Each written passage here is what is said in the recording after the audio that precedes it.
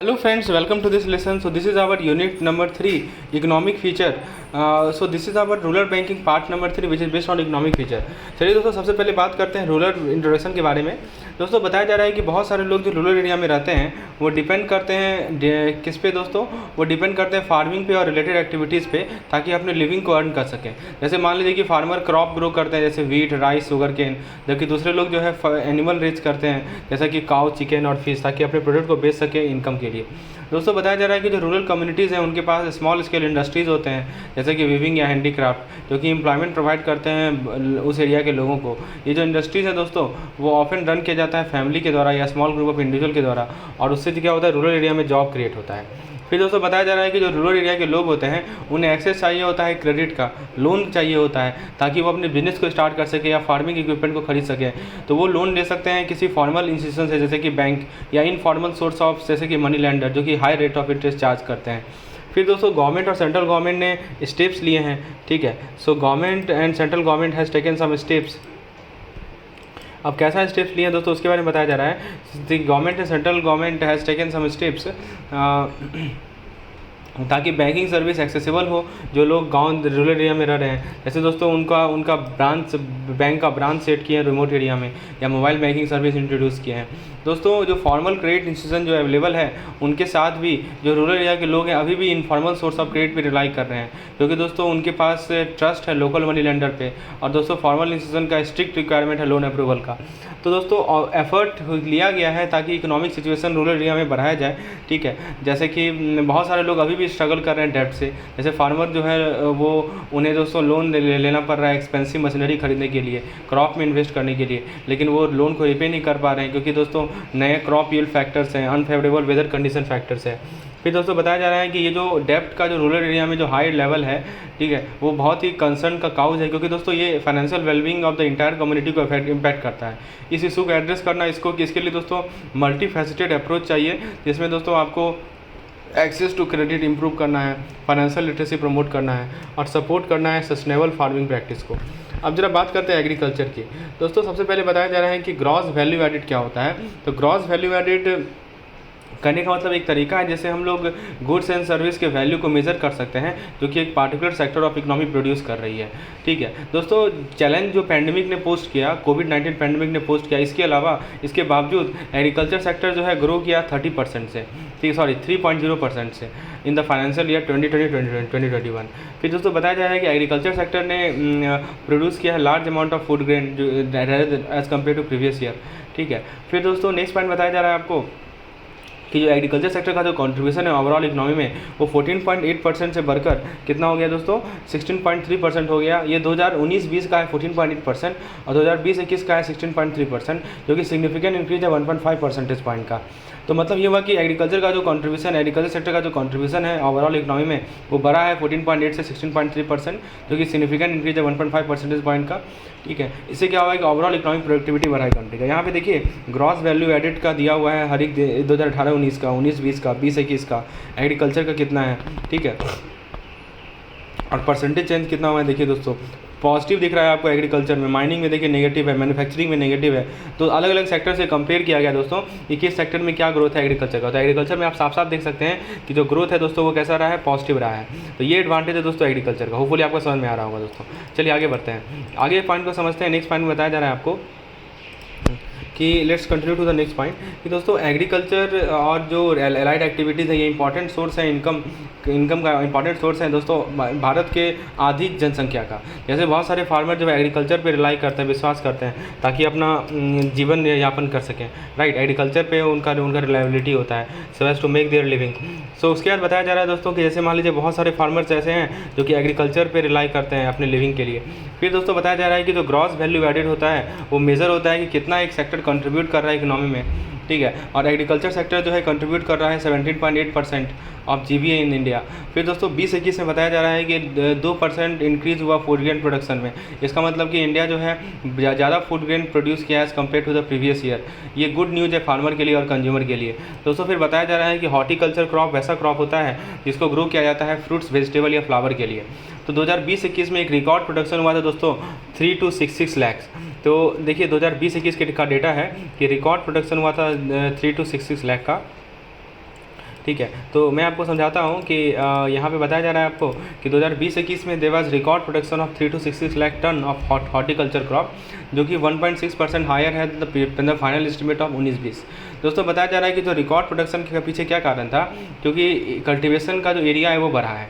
तो 2020-21 में जो एरिया था कल्टीवेशन का वो बढ़ गया है दोस्तों 2.7% एज़ कम्पेयर टू 2009-10 में जितना एरिया था उसके कंपैरिजन में 2020-21 में जो एरिया है वो 2.7% बढ़ गया है। मतलब बहुत सारा लैंड जो है अब यूज़ किया जा रहा है हॉर्टिकल्चर क्रॉप को फार्मिंग के लिए।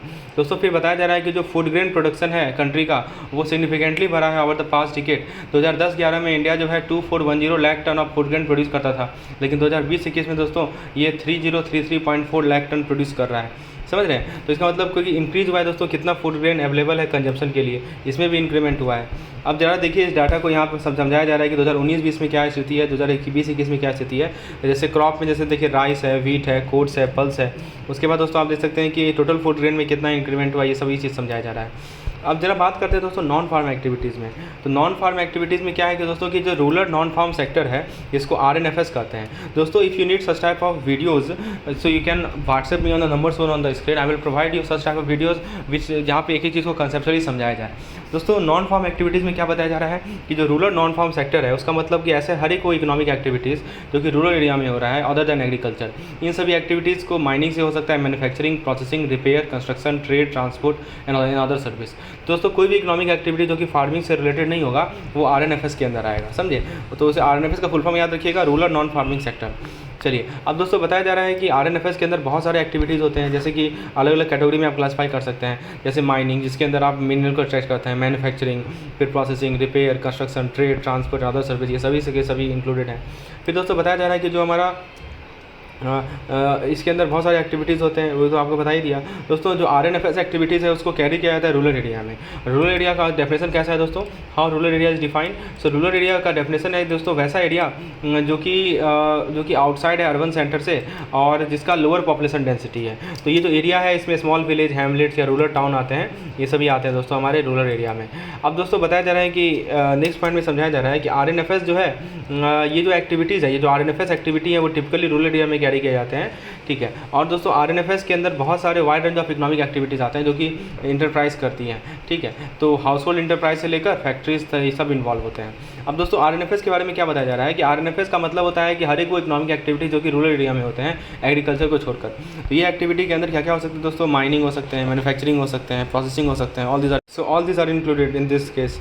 तो जैसे इस activity mining, manufacturing, processing, repair, construction, trade, transport हो सकते हैं। तो कोई भी इकोनॉमिक एक्टिविटी जो कि फार्मिंग से रिलेटेड नहीं है या एग्रीकल्चर से रिलेटेड नहीं है वो RNFS के अंदर होगा। RNFS के अंदर सभी तरह के इंटरप्राइज होंगे, small scale house hold business से लार्ज फैक्ट्री तक। फिर दोस्तों RNFS एक्टिविटी एक एडिशनल एम्प्लॉयमेंट अपॉर्चुनिटी प्रोवाइड करती है स्मॉल और मार्जिनल फार्मर हाउस होल्ड को, जिनके पास दोस्तों लिमिटेड इनकम अपॉर्चुनिटी होता है एग्रीकल्चर से।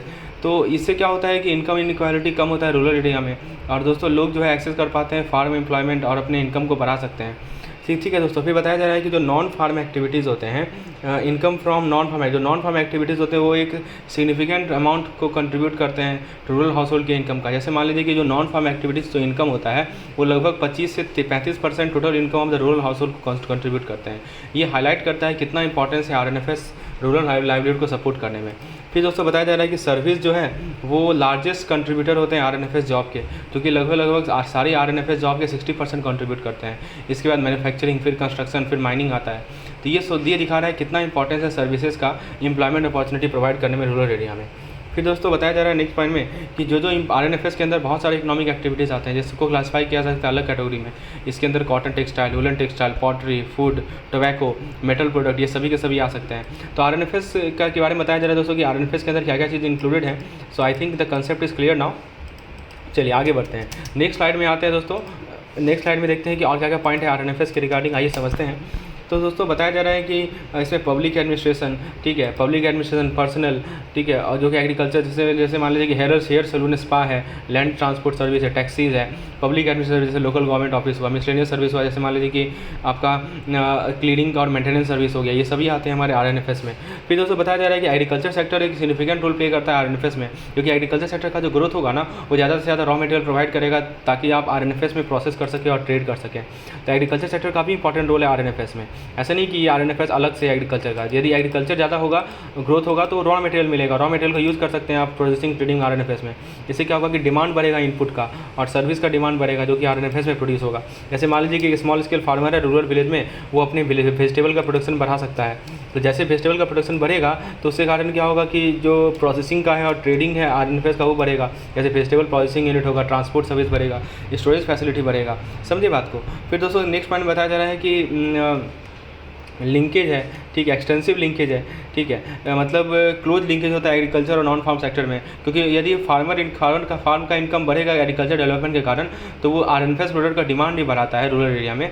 जैसे मान लीजिए कि मिल्क का प्रोडक्शन बढ़ रहा है रूरल एरिया में, तो ये इसके कारण क्या होगा, मिल्क प्रोसेसिंग का डिमांड बढ़ेगा, मिल्क प्रोसेसिंग यूनिट का डिमांड बढ़ेगा, जो कि प्रोसेस करेंगे मिल्क को अलग अलग प्रोडक्ट में, जैसे चीज़, बटर, योगर्ट, ठीक है, ये बताया जा रहा है। आइए दोस्तों अब हम GDP और GVA के बारे में बात करते हैं। दोस्तों बताया जा रहा है कि इंडियन इकोनॉमी जो है वो स्ट्रांग है और दोस्तों फास्टर ग्रो कर रही है then other major economy of the world. इसके पीछे रीज़न है लो इन्फ्लेशन। फिर दोस्तों सेकंड है कि effort to control the amount of money the government spend.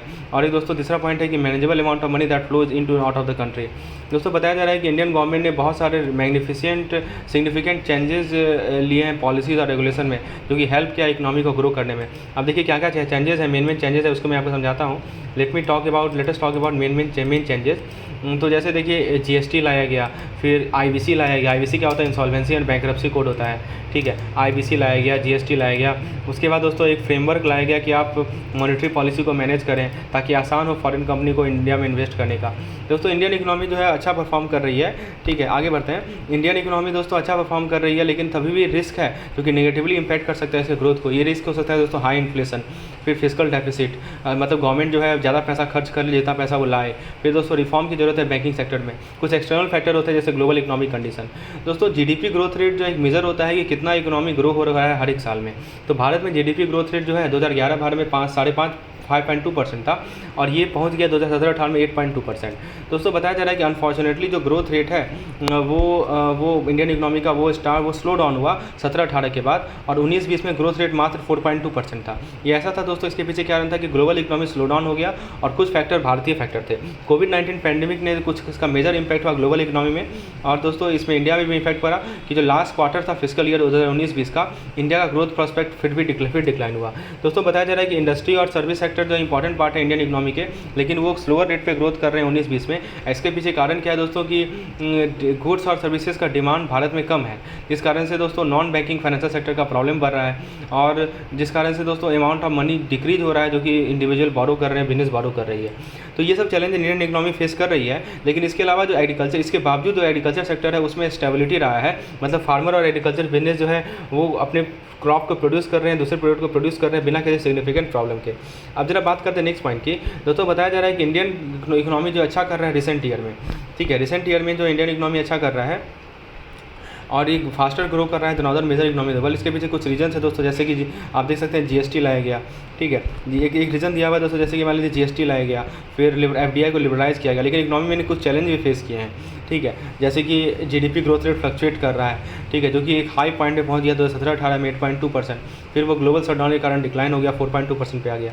फिर दोस्तों एक सेक्टर जो कि स्टेबल रहा है वो एग्रीकल्चर है, ठीक है, जो कि कंटिन्यू वो ग्रो करता ही जा रहा है, चाहे वो मार्केट में ग्लोबल इकोनॉमी शटडाउन ही क्यों ना हो, ठीक है। तो ये एग्रीकल्चर सेक्टर जो है इसमें ग्रोथ ही देखा गया है। फिर दोस्तों ये पैंडेमिक ने क्या किया है कि इसका सिग्निफिकेंट इम्पैक्ट पड़ा है पैंडेमिक का ग्लोबल इकोनॉमी में, ठीक है, ये मैंने आपको बताया ही दिया है। चलिए, तो ग्लोबल इकोनॉमी में इसका सिग्निफिकेंट इम्पैक्ट पड़ा है पैंडेमिक का, भारत भी इसमें इंक्लूडेड है, ठीक है। क्या इम्पैक्ट पड़ा है कि इन्वेस्टमेंट में कॉन्ट्रैक्शन हुआ है, कंजम्पशन में कॉन्ट्रैक्शन हुआ है, एक्सपोर्ट में कॉन्ट्रैक्शन हुआ है। इंडियन इकोनॉमी भी शार्पली कॉन्ट्रैक्ट हुई है लॉकडाउन के कारण, लेकिन सेकंड फाइनेंशियल ईयर जो है हमारा सेकंड हाफ जो फाइनेंशियल ईयर 2021 का है उसमें वो रिकवर भी की है। तो इंडिया का ने गोल सेट किया है कि वो $5 ट्रिलियन इकोनॉमी बनेगा 2024-25 तक, ठीक है। इसका मतलब कि इकोनॉमी के पास बहुत फास्टर रेट से ग्रो करेगा और बहुत सारा जॉब क्रिएट करेगा, अपॉर्चुनिटी क्रिएट करेगा बिजनेसेस को इस टारगेट को पहुंचने में।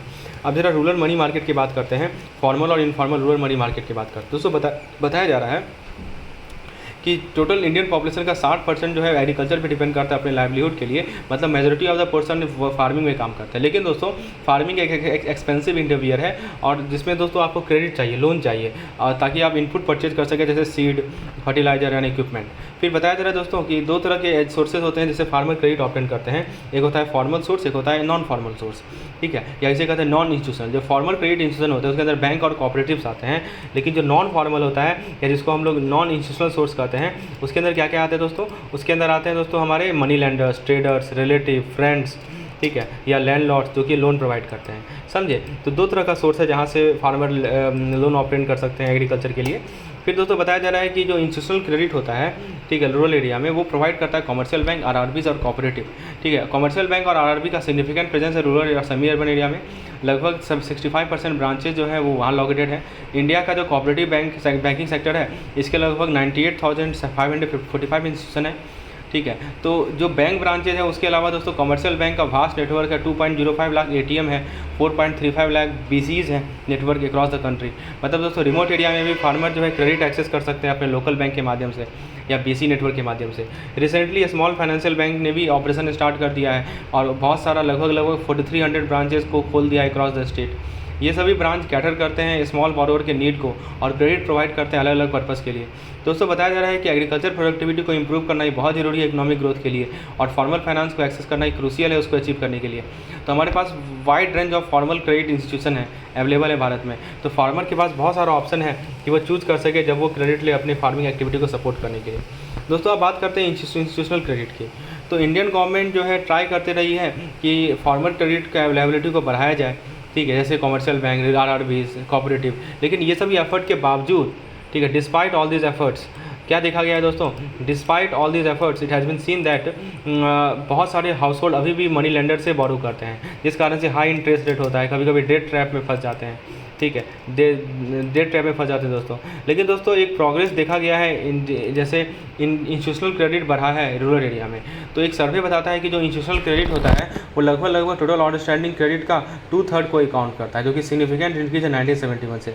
इसका मतलब ये हुआ कि बहुत सारे फार्मर जो है फॉर्मल क्रेडिट को एक्सेस कर पा रहे हैं और इन्वेस्ट कर रहे हैं अपने फार्म में और प्रोडक्टिविटी को बढ़ा रहे हैं दोस्तों। लेकिन जो इंस्टीट्यूशनल क्रेडिट का अवेलेबिलिटी है वो वेरी कर सकता है अलग अलग स्टेट में भारत में, और नॉन इंस्टीट्यूशनल क्रेडिट जो है वो अभी भी डोमिनेट कर रहे हैं कुछ एरिया में।